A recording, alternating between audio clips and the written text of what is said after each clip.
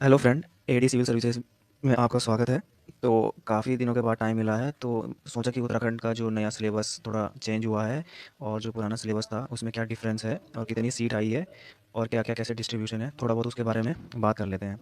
तो जैसा आप देखोगे कि इसमें इस बार 189 189 जो है सीट आई है। तो इसमें आप देखोगी तो जैसे डिप्टी कलेक्टर की 9 सीट है और डीवाईएसपी की जो है 17 है। मतलब मेनली जो है इसी के ऊपर जो है लड़कों का फोकस रहता है, बाकी तो मिल जाए तो ठीक। बाकी एक ये स्पेसिफिक आया है, अगर आप यहाँ पे देखोगे, ये जो ये वाला है, ये उप शिक्षा अधिकारी, इसमें जो है 58 सीटें हैं। इसमें 58 सीटें हैं और जिसमें कि जो है मेनली जो है इसमें जो इन्होंने जो मांग रखी है वो शायद बीएड या उसकी डिग्री है, और जिसने पीजी वगैरह किया है उसके लिए ये स्पेसिफिक है शिक्षा अधिकारी वाला।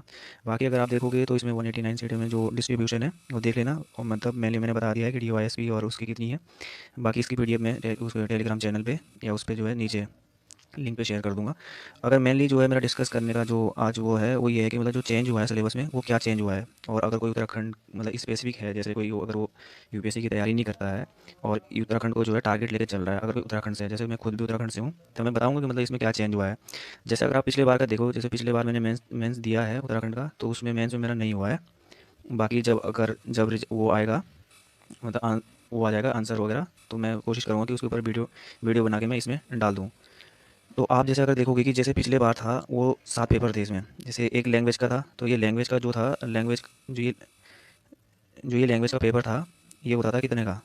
लैंग्वेज का पेपर आपका 300 का होता था, जिसमें जो है मतलब कि जो एक तो ऐसे होता था इंक्लूड, और एक जो है हिंदी इंक्लूड होता था, और इसमें 35% लाना कंपलसरी था। ठीक। और जैसे दूसरे में है, जो ये दूसरा वाला है, ये history of India and national movement and society वगैरह, ये तो लगभग ये तो लगभग सेम ही रहते हैं हर उसमें, तो इसमें कोई ज़्यादा लोड लेने की ज़रूरत नहीं है। जैसे अगर आप आगे देखोगे, जो मेनली स्पेसिफिक था उसका, तो उसमें जो मेन है वो ये है कि जैसे ये वाला है, science and science and technology, और जो जनरल एप्टीट्यूड वाला जो जो सिलेबस है वो देखो आप सही से, क्योंकि जो ये दो चीज़ है, ये जनरल साइंस एंड जो ये जनरल एप्टीट्यूड वाला है, इसमें क्या होता है कि इसमें जो मतलब अदर स्टेट या उसमें जैसे यूपीएससी वगैरह में है, मतलब साइंस एंड टेक पूछा जाता है, बट वैसे नहीं जैसे इसमें पूछा जाता है कि जैसे 11th का भी पूछ रहा है तो डीपली पूछ रहा है। जैसे एक दो क्वेश्चन आप देखोगे तो उसमें है कि जैसे जो मतलब हार्डनेस ऑफ वाटर है, जैसे जो जल की जो कठोरता है वो कैसे कम की जाती है या कैसे बढ़ाई जा सकती है, तो स्पेसिफिक है वो, जैसे कि वो 11th और 12th से उठाया गया है, जबकि यूपीएससी या अदर एग्जाम में ऐसा पूछता नहीं है। मतलब ऐसा पूछा जाता है जो लेटेस्ट डेवलपमेंट वगैरह होती है, और वो यहाँ पे जो मेनली जो फैक्टर था जिसमें मेरे को भी लगता है कि मैं मेंस में बाहर हुआ हूँ, वो है यहाँ पे मैथमेटिक्स, जो ये जनरल जनरल उस वाला है। हाँ, पेपर नंबर 7 अगर आप देखोगे, जो पेपर नंबर 7 है, क्योंकि इसमें 120 की जो है मैथ आती है और बाकी 80 नंबर की जो है इथिक्स आती है।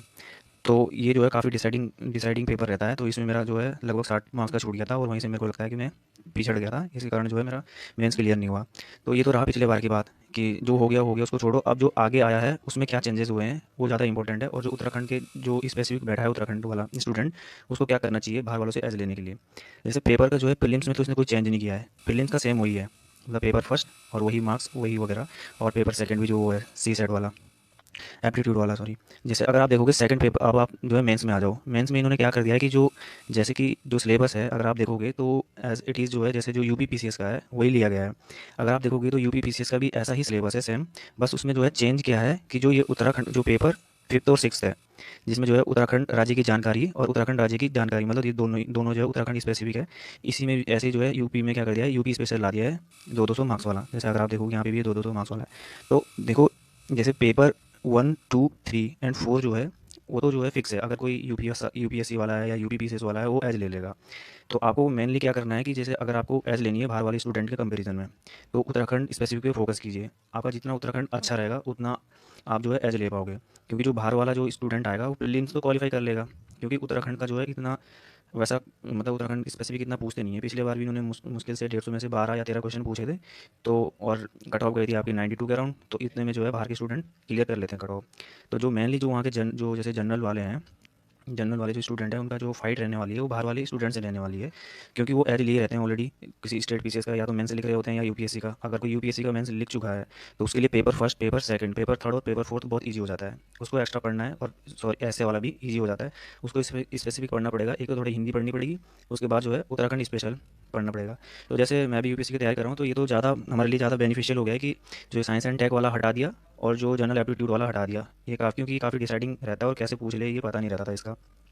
तो ये अगर अगर इसमें जो है मतलब मेनली फोकस करना चाहो जो स्कोरिंग है, तो आप सामान्य हिंदी पे कर सकते हो, क्योंकि सामान्य हिंदी उत्तराखंड के हर एग्जाम में पूछी जाती है। तो इस पे पकड़ बना सकते हो। और निबंध वाले में जो उत्तराखंड स्पेसिफिक टॉपिक है उसमें से शायद दो क्वेश्चन, जैसे तीन तीन आएंगे इसमें 50 50 50 के। तो जो दो में है वो उत्तराखंड का है, कि उत्तराखंड से आएंगे इससे रिलेटेड। तो इसमें भी आप एज ले सकते हो अगर चाहोगे। और और जो मेनली है, मेनली अगर फोकस करना होगा, मतलब प्रीलिम्स निकलना अलग चीज़ है, लेकिन आपको अगर क्लियर करना है, मेरे अकॉर्डिंग ये लगता है कि जैसे मैं भी, अगर मैं अभी तो फिलहाल आगे यूपीएससी है, उसके बाद जो टाइम मिलेगा तो मैं मेनली फोकस करूँगा वो उत्तराखंड स्पेसिफिक पे। और अगर जैसा इसका रिव्यू रहेगा, अगर आप चाहोगे कमेंट वगैरह करोगे कि आपको उत्तराखंड स्पेसिफिक वीडियो चाहिए मेंस के लिए। प्रीलिम्स के लिए मैं उतना ज़्यादा करूँगा नहीं, क्योंकि अभी ना तो टाइम है खुद ना कुछ और है। हाँ, मेंस के लिए मैं करा सकता हूँ, अगर आप भी थोड़ा बहुत मतलब चाहोगे कि आप थोड़ा मेंस का कराना है तो मैं करा सकता हूँ। कमेंट कीजिएगा।